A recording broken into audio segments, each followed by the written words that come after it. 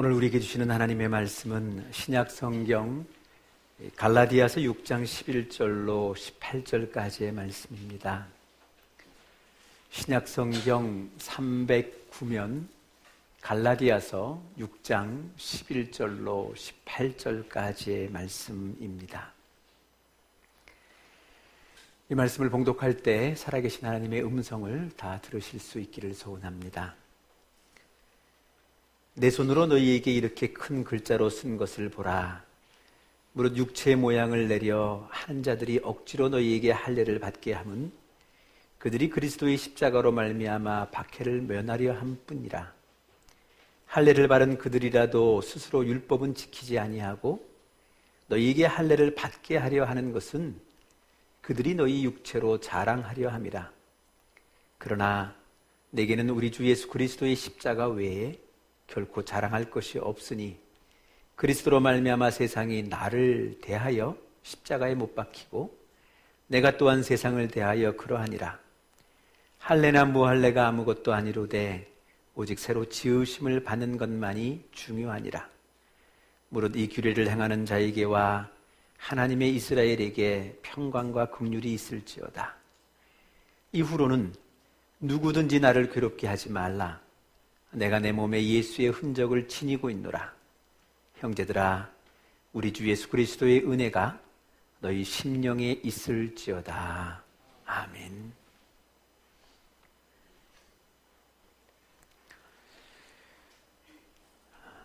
(1968년) 하버드 대학교의 사회심리학과 교수인 로버트 로젠탈이라는 분과 미국에서 20년 이상 초등학교 교장을 지내신 레노아 제이콥스라는 분에 의하여 이런 실험이 진행이 되었습니다. 샌프란시스코에 있는 한 학교, 이 초등학교에서 전교생을 대상으로 지능검사를 실시를 했습니다.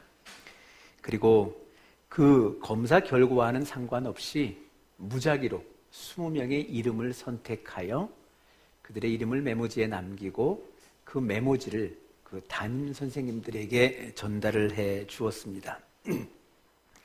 그러면서 그 내용은 이 아이들은 지적 능력이나 이 학업 성취의 향상 가능성이 높은 학생입니다 라는 그런 문구를 달아 메모지를 전달해 두었다고 합니다.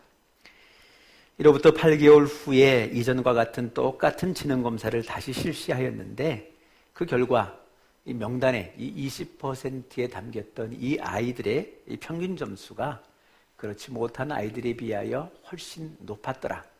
그리고 또 한 걸음 더 나아가 이 아이들의 학교 성적도 크게 향상되었더라라는 그런 결과를 갖게 됩니다. 이러한 결과들, 이런 실험들을 통해서 소위 요즘 심리학적으로 많이 통용되어지고 있는 소위 피그말리온이라는 효과라는 그런 것이 탄생을 하게 됩니다. 한마디로 얘기하면 타인이 나를 존중하고 나에게 기대를 하는 것이 있으면 나도 그 기대에 부응하는 쪽으로 나를 움직여 간다. 이게 소위 이 피그말리온 효과라는 내용입니다. 그런데 이 심리학적인 유명한 효과 가운데는 이에 반대적인 것이 있습니다. 그거는 스티그마 효과라고 얘기하고 쉽게는 낙인 효과다라고 얘기를 합니다. 그러니까 과거에 그 집에 키우는 목장에 키우는 가축들의 소유권을 이렇게 짓기 위해서 불에 인두에 불을 담궈서 이렇게 낙인을 찍는 것처럼 이 사람에게 낙인을 찍어 놓는 겁니다. 아주 부정적인 낙인을 찍어 놓으면 결국 이 사람이 부정적인 사람으로 변하고 만다라는 그런 영향력에 대한 그런 결과들도 갖고 있다라는 거죠. 한마디로 얘기하면 긍정적인 암시와 낙인이 긍정적인 사람을 만드는 것 같이 또 반대로 이 부정적인 암시와 낙인이 부정적인 사람을 만든다. 이것이 이 스티그마 효과의 내용이다라는 겁니다. 아시는 것처럼 우리가 이 세상을 살아가면서 이 낙인이 얼마나 무섭다는 것, 한번 찍힌 낙인, 한번 내가 찍었던 그 낙인이 그 사람의 인생에 얼마나 크게 영향력을 끼친다는 것을 우리는 잘 경험하고 있습니다. 원치 않게 찍힌 낙인으로 인해서 쉽게 지워지지 않는 그 낙인으로 인해서 스스로 컴플렉스가 되어지고 그 컴플렉스에 평생 헤어나지 못한 채 그렇게 인생을 살아가는 그런 사람들을 우리 주변에 많이 발견을 하게 된다라는 겁니다. 너는 게으른 사람이다. 너는 거짓말하는 사람이다. 너는 사기꾼이다. 너는 무지한 사람이다. 너는 무식한 사람이다. 너는 무능한 사람이다. 심지어는 직장 생활하시는 분 가운데 상사로부터 무능하다라는 평가를 받는 분도 계셨을 겁니다. 이렇게 한 번 찍힌 이 낙인이 평생을 두고 자기의 삶 속에 영향을 끼치며 결국 그 찍힌 낙인대로 자신의 인생을 살아가는 그런 모습들을 우리 주변에는 많이 바라보게 된다라는 겁니다. 그런데 놀라운 것은 소위 스티그마, 이 낙인, 이 효과를 벗어난 예들이, 그 벗어난 힘에 대한 예들이 오늘 이 성경 속에는 담겨져 있습니다. 이미 구약 성경에도 이 이야기가 있는데요. 출애굽기 21장을 보게 되면 각종 율법을 설명해 주시면서 그 6년 동안 열심히 종이 주인을 위해서 일하면 제7년째 되는 안식년에는 이 종이 자유를 얻을 수 있다라는 이 안식년 법이 이스라엘에게는 있었습니다. 그러나 그 자유를 얻는 그 종들 가운데 이 주인이 너무 고맙고 주인이 너무 사랑스러우면 스스로 자신의 자유를 포기하고 계속 그 집에 종으로 남기를 자원하는 사람들이 있습니다.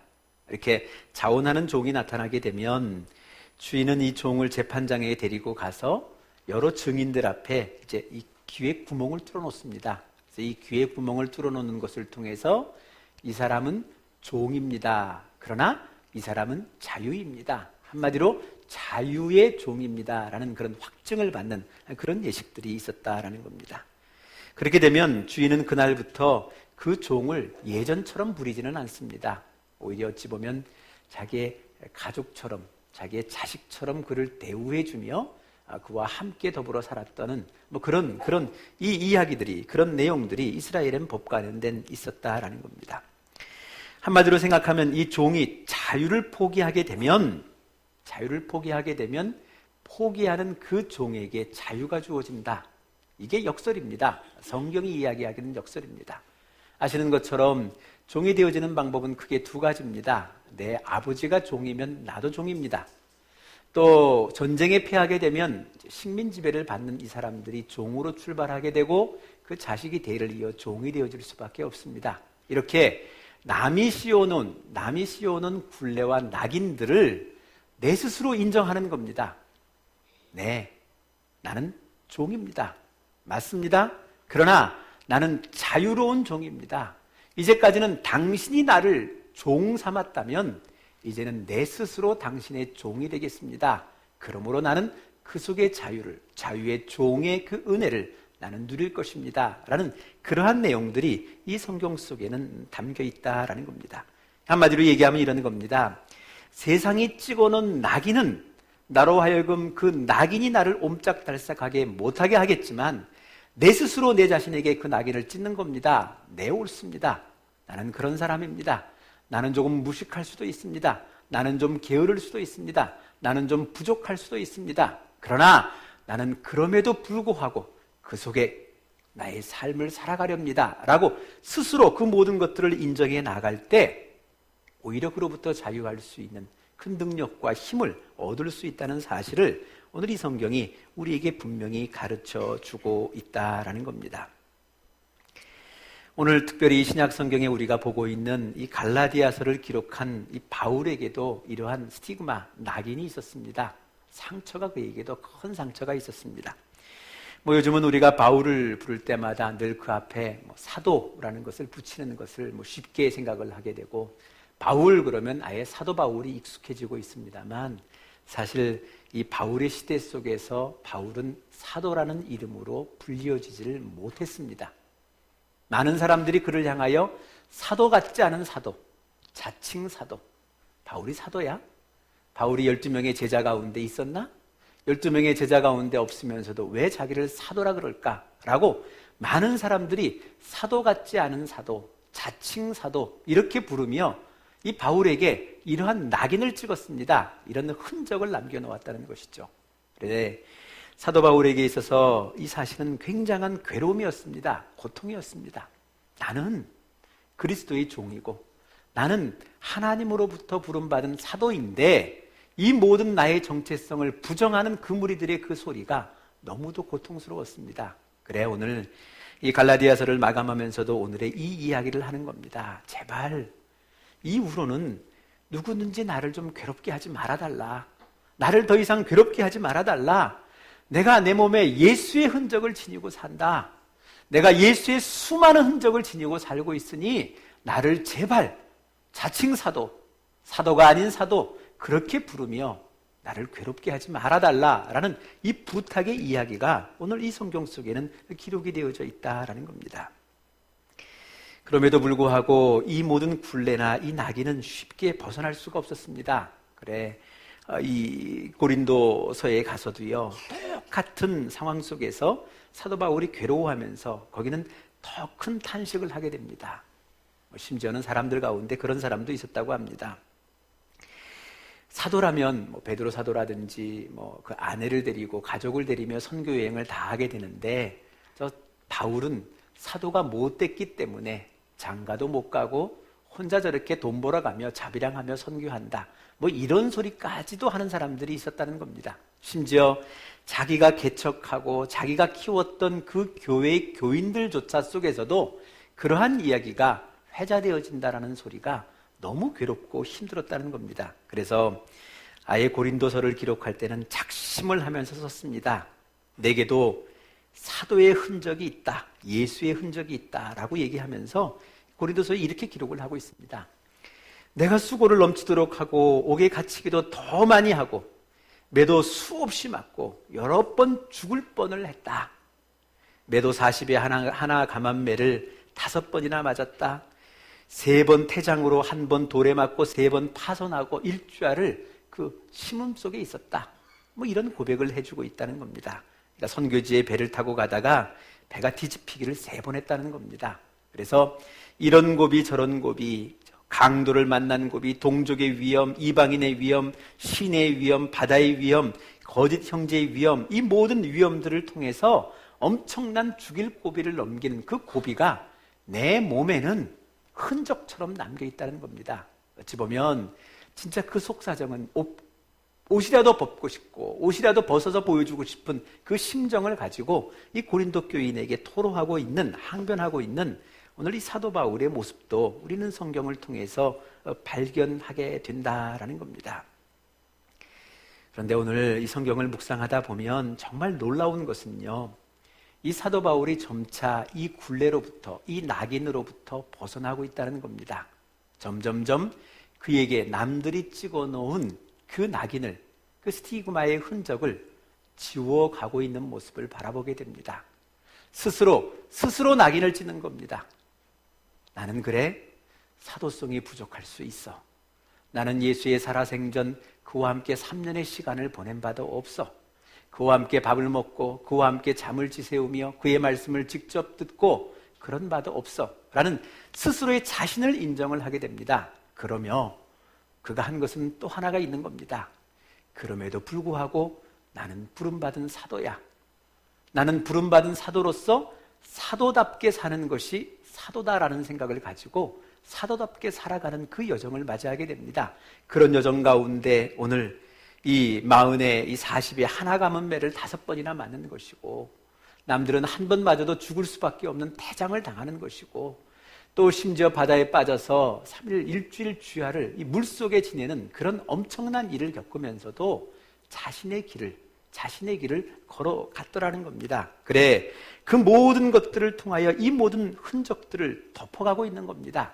남들이 찍어놓았던 그 모든 흔적들, 그 모든 자국들, 그 모든 굴레들을 이제 스스로 벗어버가 버리는 그런 모습들을 오늘 이 성경을 통하여 우리는 확인하게 된다라는 겁니다. 그러므로 여러분, 오늘 이 사도 바울을 통하여 우리가 한번 좀 생각해 보셨으면 좋겠습니다. 더 이상 누가 나를 사도라고 부르는가, 그것은 중요한 것이 아닙니다. 내가 사도의 길을 걷고 있는가, 거기에 관심을 두는 것이 필요하다라는 겁니다. 누군가 나를 뭐라고 부르는가에 휘둘리지 않았으면 좋겠습니다. 그저 저들이 찍은 낙인에 휘둘리지 않았으면 좋겠습니다. 인정할 건 인정하고, 그리고 나는 나의 길을 걸어가는 겁니다. 내가 생각했던 길, 내가 가야 할 그 길을 걸어갈 때 그 길 속에 남겼던 그 흔적들이, 내 스스로 남겼던 내 흔적들이 남들이 남긴 그 흔적들을 지워갈 수 있다는 것, 희미해져 가게 할 수 있다는 것, 바로 그것을 오늘 이 삶을 통하여 우리는 확인해야 한다라는 겁니다. 우리 삶에 정말 무서운 것은 목표를 잃어버리는 것이 아니라 기준을 잃어버리는 겁니다. 길을 잃어버리는 겁니다. 가야 할 길을 잃어버리기도 하고 때로는 그 기준을 잃어버리는 겁니다. 사도로서의 기준을 잃어버리는 것이 무섭지, 누군가 나에게 사도로 불려주는 것, 그것이 두렵지는 않다. 바로 이것이 오늘 이 사도 바울의 생각이고, 바로 이 마음이 그로 하여금 그 굴레로부터, 그 낙인으로부터 자유할 수 있고 그 낙인으로부터 벗어날 수 있는 힘이 되었다는 사실, 바로 이것이 오늘 이 성경 속에서 우리가 배우고 익혀야 할 것이다 라는 겁니다.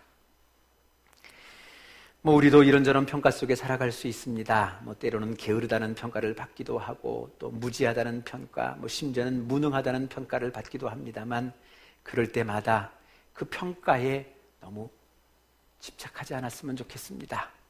그렇게 볼 수도 있고요, 또 그러할지도 모르겠습니다. 내가 조금은 더 무지할 수도 있고요, 조금은 게으를 수도 있습니다. 인정할 것은 인정하고, 그럼에도 불구하고 내가 가야 할 길이 있다면 그 길을 걸어갈 때 그 길을 통하여 그 모든 굴레로부터 자유할 수 있다는 것, 바로 그것을 오늘 이 성경이, 이 사도 바울의 삶이 우리에게 분명히 가르쳐 주고 있다라는 겁니다. 그러면서 오늘 이 말씀을 묵상하면서 주시는 큰 깨달음은 이것입니다. 우리가 또 하나의 흔적을 가지고 또 하나의 흔적을 지워나가는 이 삶들을 살아나갈 때 우리가 담고 만들어가야 할 예수의 흔적은 결코 결과가 아니라는 겁니다. 그 과정 속에 있다라는 겁니다. 얼마나 많은 결과를 내었는가가 아니라 그 결과를 만들기 위해 내가 얼마나 땀을 흘렸는가, 어떠한 희생을 치렀는가, 어떠한 애를 썼는가, 바로 이것이 그의 흔적이 되어 그의 삶을 움직일 수 있다는 것, 바로 그것을 우리는 생각해야 한다라는 겁니다. 아시는 것처럼 인간의 관심은 그저 잘 보이는 결과에 있습니다만, 하나님의 관심은 늘 보이지 않는 중심에 있습니다. 사람은 그저 보이는 외모를 보고 평가하겠습니다만, 하나님께서는 우리의 중심을 보고 계십니다. 그가 어떠한 삶을, 어떠한 방향을, 어떠한 기준을 가지고 오늘도 발버둥 치고 있는지 그거를 바라보고 계시는 분, 바로 그분이 하나님이시라는 것을 우리는 기억하고 성경을 이해해야 한다라는 겁니다. 우리들의 말 속에 좋은 말입니다만, 보기도 좋은 떡이 먹기도 좋다라는 말이 있습니다. 맞습니다. 요즘 보기도 좋은 떡이 먹기도 좋을 수 있겠습니다. 그러나 행여 여러분, 여러분의 삶 속에 맛과 멋을 선택해야 한다면, 둘 중에 하나를 선택해야 한다면 맛을 선택하지 멋을 선택하지는 않았으면 좋겠습니다. 여러분, 인생을 설계함에 있어서 멋있는 인생도 좋을 수 있습니다. 그러나 이 멋있는 인생이 맛있는 인생을 좀 먹어버린다면 우리 스스로가 멋있는 인생을 버리고 맛있는 인생을 선택하는 것, 바로 이것이 삶의 지혜다라는 겁니다. 저도 아이가 둘이 있습니다만 이제 결혼을 이제 시켜야 될 때도 된 것 같습니다. 우리 아이들을 위해서, 특별히 배우자를 위해서 기도할 때마다 기도하는 제목 중에 하나가 있습니다. 그것은 저들의 인생이 좀 맛있는 인생으로 살았으면 좋겠다. 외모로 보기에, 외형으로 보기에 멋있는 인생보다는 맛있는 인생으로 살았으면 좋겠다. 맛있는 인생을 서로 만들어갈 수 있는 사람, 바로 그런 사람을 만나게 해주십시오. 바로 그것이 애비의 기도입니다. 목사로서 여러 사람을 만나게 됩니다. 여러 가정을 만나게 됩니다. 정말 멋있는 인생도 많이 봤습니다. 그쯤 하면 멋있습니다. 폼납니다. 그러나 그의 인생이 결코 맛있었느냐? 그의 인생이 누구 앞에 내어놓을 만큼 맛있는 인생이었나? 그것을 단언할 만한 사람들은 그리 많지 않았다는 겁니다. 우리의 인생이 멋을 추구할 때 맛을 잃어버릴 수 있습니다. 그러나 맛을 추구해 나갈 때 그 맛 속에 결국은 멋이 담길 수 있다는 것, 시간이 걸리겠죠. 힘들겠죠. 어렵겠죠. 그러나 그 시간 속에, 바로 그 노력 속에, 그 애씀 속에 이 맛이 멋으로 변할 날이 온다는 것, 그것을 기억하면서 오늘을 살아갈 줄 아는 우리들의 지혜가 있었으면 좋겠다라는 겁니다. 뭐 아시는 것처럼 요즘 뭐 TV 프로그램, 예능 프로그램 가운데도 뭐 이 냉장고를 부탁해라는 이런 프로그램이 있지 않습니까? 냉장고 속의 재료가 중요한 것이 아닙니다. 그 재료를 가지고 누가 맛을 낼 것인가? 어떤 사람이 맛을 낼 수 있는 것인가? 결국은 맛내는 사람이 따로 있는 것이지 맛있는 재료가 따로 있는 것은 아니라는 겁니다.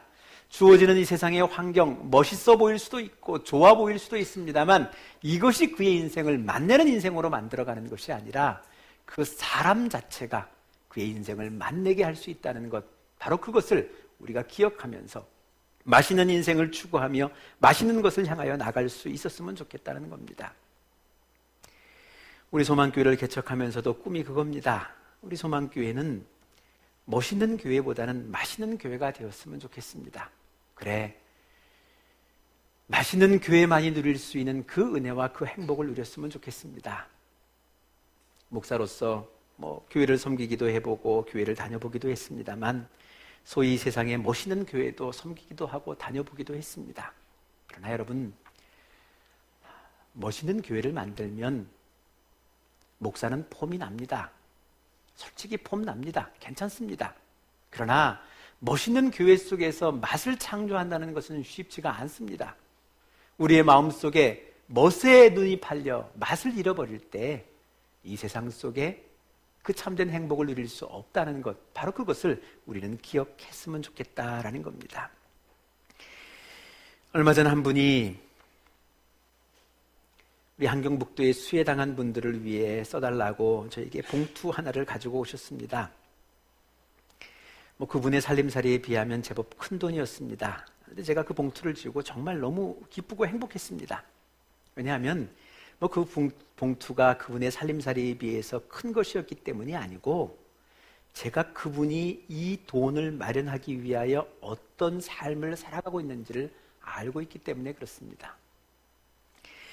어르신 집에서는요, 정말 자기가 필요한 것 아니면 전등 하나 켜지 않습니다. 항상 어둡습니다. 자녀들이 와서 자녀들이 있을 때나 조금 켜놓지요. 바로 가게 되면 정말 필요한 것 외에는 거의 안 켭니다. 그리고 난방도 정말 필요한 것 아니면 절대 안 하십니다. 그래, 작년 한 해는 뭐 아파트 파동이 있는 것처럼 관리사무소에서 확인하러 올라온 겁니다. 너무 난방비가 안 나와서 혹시 기기가 고장난 것 아닌가, 그거 확인하러 올라오는 사태까지 벌어졌다는 것 아니겠습니까? 그렇게 해서 모은 돈입니다. 그렇게 해서 마련한 돈입니다. 그것을 가지고 이웃과 함께 나누겠다는 겁니다. 여러분, 돈이 문제가 아니고 오늘 이것이 문제가 아니라 이것을 만들기 위하여 그가 거쳤던 과정, 그 시간들, 그 애씀들, 그 힘듦들, 그것이 예수의 흔적이 아니겠습니까? 그것을 하나님이 기뻐하시고, 아니, 일개의 목사도 그걸 받아들고 감동이 오는데 하나님의 감동이 오지 않겠습니까?